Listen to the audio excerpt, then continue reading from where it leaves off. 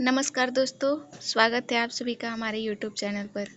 दोस्तों, आज की वीडियो भारतीय राष्ट्रपति से संबंधित है। तो चलिए दोस्तों, आज की वीडियो को हम प्रारंभ करते हैं।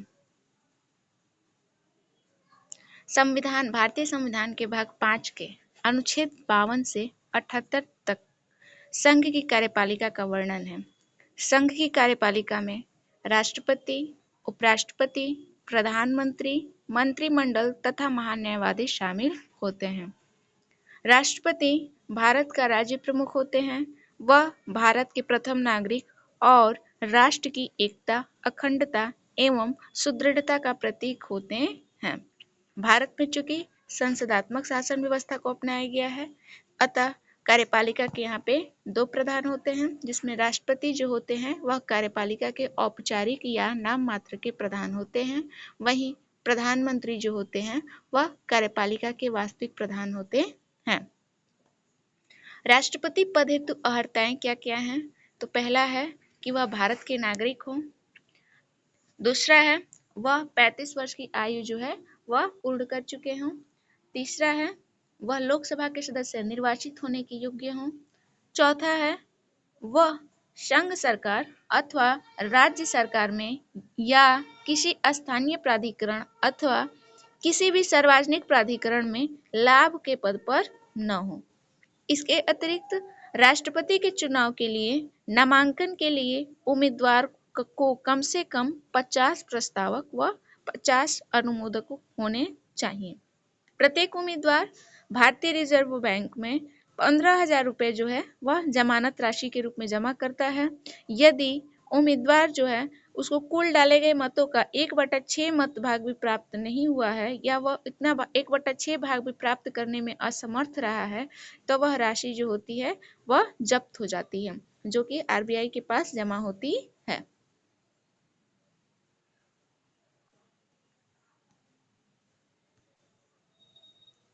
अब देखते हैं राष्ट्रपति का निर्वाचन। राष्ट्रपति का निर्वाचन जो है वह एकल संक्रमणीय आनुपातिक प्रतिनिधित्व प्रणाली द्वारा अप्रत्यक्ष रूप से गुप्त मतदान के द्वारा होता है।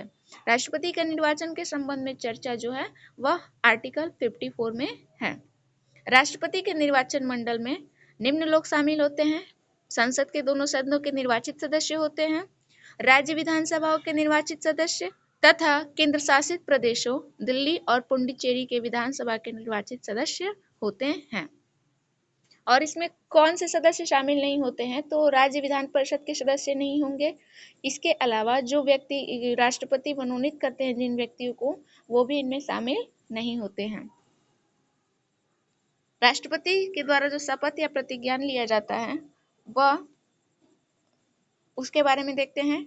राष्ट्रपति जो है पद ग्रहण करने से पूर्व शपथ लेते हैं। यह शपथ जो है वह उच्चतम न्यायालय के मुख्य न्यायाधीश और यदि वह अनुपस्थित नहीं हो तो उच्चतम न्यायालय के जो वरिष्ठतम न्यायाधीश होते हैं वह राष्ट्रपति को शपथ दिलाते हैं। अगला देखते हैं राष्ट्रपति की पदावधि क्या है। तो राष्ट्रपति जो है वह पद धारण करने की तिथि से 5 वर्ष तक अपने पद पर बने रहते हैं। इसके पूर्व भी वह अपना त्यागपत्र जो है वह उपराष्ट्रपति को दे सकते हैं। इसके अतिरिक्त उसे उसके कार्यकाल पूर्ण होने के पूर्व भी महाभियोग चलाकर उसे उनके पद से हटाया जा सकता है। जब तक उसका उत्तराधिकारी यानी राष्ट्रपति के उत्तराधिकारी पद ग्रहण नहीं कर लेते हैं, तब तक राष्ट्रपति अपने 5 वर्ष के कार्यकाल के उपरांत भी पद पर बने रह सकते हैं। वह इस पद पर पुनः निर्वाचित हो सकते हैं। वह कितनी भी बार पुनः निर्वाचित हो सकते हैं। अब देखते हैं राष्ट्रपति पर महाभियोग, जिसका वर्णन आर्टिकल 61 में है। राष्ट्रपति पर संविधान में इस बात का प्रावधान किया गया है कि राष्ट्रपति यदि संविधान का उल्लंघन करते हैं तो उन्हें महाभियोग के द्वारा हटाया जा सकता, उनके पद से हटाया जा सकता है। महाभियोग का जो आरोप है वह संसद के किसी भी दोनों सदनों में से किसी भी सदन के द्वारा प्रारंभ किया जा सकता है।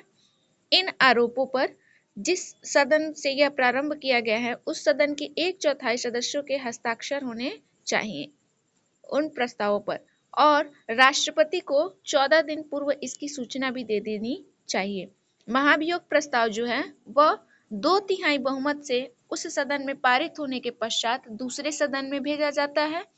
दूसरा सदन जो होता है वह इन आरोपों की जांच करता है कि राष्ट्रपति पर जो लगाया गया आरोप है वह सही है अथवा गलत है।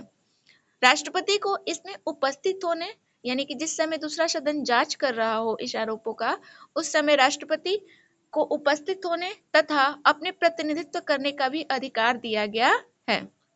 यदि दूसरा सदन इन आरोपों को सही पाता है और महाभियोग का प्रस्ताव अपने सदन से 2/3 बहुमत से पारित कर दे, तब राष्ट्रपति को प्रस्ताव पारित होने की तिथि से ही अपने पद से त्याग पत्र देना पड़ता है, उन्हें अपने पद से हटना होगा। इस प्रकार महाभियोग जो है वह संसद की एक अर्ध न्यायिक प्रक्रिया होती है। अभी तक हमारे यहाँ राष्ट्रपति पर, किसी भी राष्ट्रपति पर महाभियोग नहीं चलाया गया है। दोस्तों, राष्ट्रपति की शक्तियां कौन कौन सी है इसके संबंध में हम अगले वीडियो में बात करेंगे। आज का वीडियो जो है दोस्तों यहीं पे समाप्त करना चाहते हैं। यदि आपको मेरी वीडियो अच्छी लगे तो वीडियो को लाइक करें, कमेंट बॉक्स में बताएं तथा मेरे चैनल को सब्सक्राइब और अपने साथी दोस्तों के साथ शेयर करना ना भूलें। थैंक यू दोस्तों।